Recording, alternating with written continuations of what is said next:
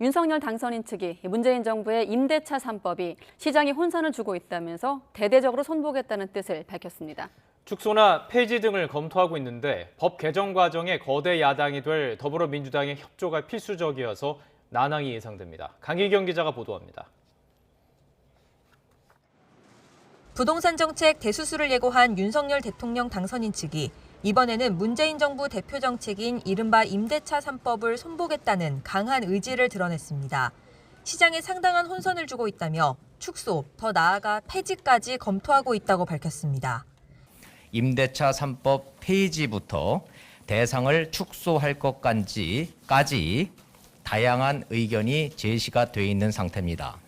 임대차 3법은 2년 계약 이후 한 차례 추가 2년을 보장하는 계약 갱신 청구권과 임대료 증액 상한을 5% 이내로 제한하는 전월세 상한제, 계약 30일 안에 정보를 신고하도록 하는 전월세 신고제를 뜻합니다.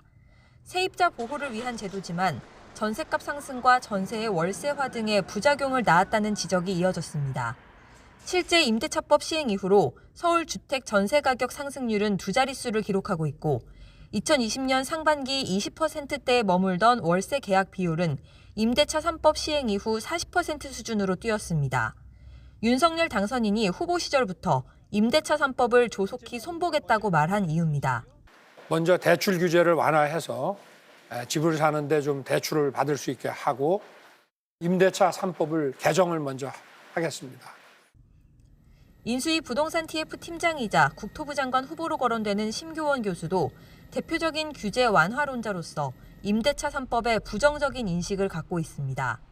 실제 순기능은 아주 제한적으로 이루어집니다. 선진국에서 일부 실험을 해본 적이 있습니다. 그 실험 결과가 결국 서민들을 더 괴롭힌다라고 결론이 나 있음에도 불구하고 문제는 여소야대 국면에서 국회 문턱을 넘으려면 거대 야당인 더불어민주당의 협조가 필수적이란 점입니다. 지방선거를 앞둔 민주당은 1주택자 보유세 완화에는 적극적이지만 임대차 3법의 경우 아직 효과를 판단하기 어렵다며 법 개정과 폐지에는 부정적입니다.